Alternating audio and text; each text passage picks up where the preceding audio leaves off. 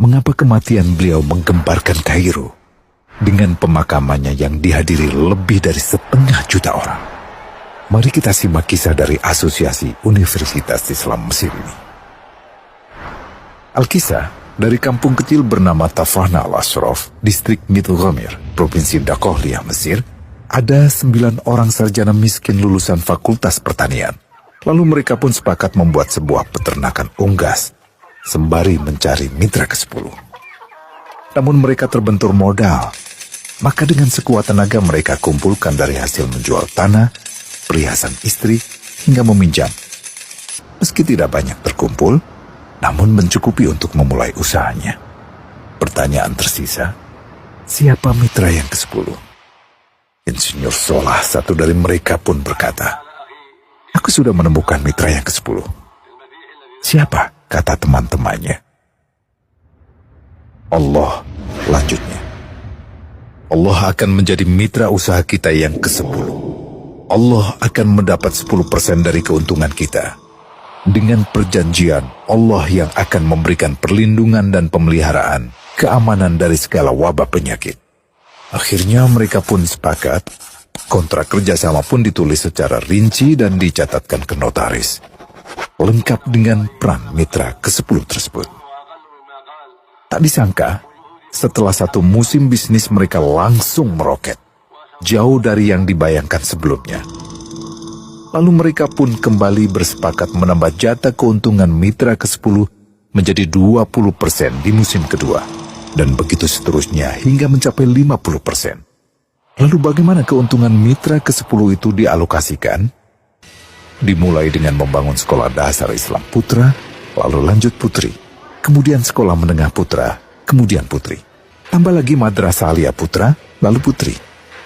Tapi karena keuntungan terus membanjir, akhirnya dibentuklah Baitul Mal. Dan mereka pun mengajukan ke pemerintah untuk membangun universitas di kampung.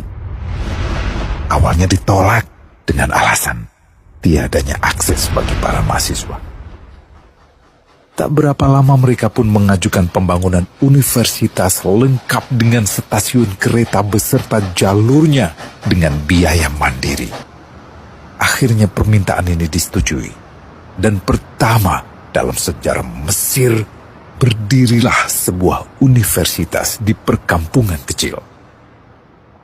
Semakin berkembang, dibangun pula fakultas kedua, ketiga, keempat hingga asrama putri dengan kapasitas 600 kamar. Lalu asrama putra dengan 1000 kamar. Tiket kereta api pun digratiskan untuk memudahkan transportasi menuju kampung tersebut. Tak cukup hanya itu, dibangun Baitul Mal berikutnya hingga hilang kemiskinan di daerah tersebut. Dan program ini diduplikasi ke kampung-kampung lain hingga bisa dikatakan tak ada kampung yang disinggahi Insinyur Solah kecuali akan dibangun Baitul Mal untuk warga. Bantuan pun diberikan untuk fakir miskin dan para janda. Pemuda pengangguran pun dilatih untuk mengelola perkebunan sayur hingga mandiri, bahkan sampai bisa mengekspor ke negara tetangga. Pada saat panen raya, seluruh penduduk dikirimi paket sayur. Di hari pertama Ramadan diadakan buka puasa bersama untuk seluruh penduduk desa. Mereka memasak dan hadir ke lapangan yang dipenuhi beraneka makanan. Disiapkan juga perabotan untuk gadis-gadis yatim yang ingin menikah.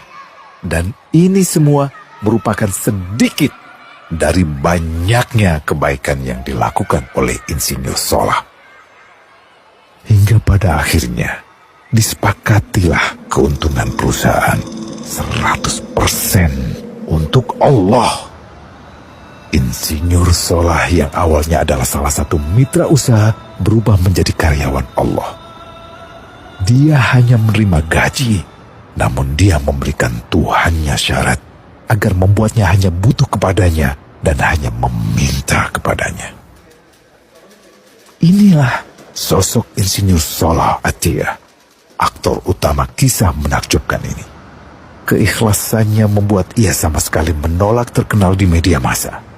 Dan kini, meski orang yang melibatkan Allah ke dalam bisnisnya ini telah wafat, sembahyang, seluruh amal jariahnya yang selalu mengalir untuknya. Masya Allah. Pertanyaannya, akankah ini hanya menjadi sebatas kisah saja? Atau menjadi teladan bagi kita untuk mengikuti jejaknya?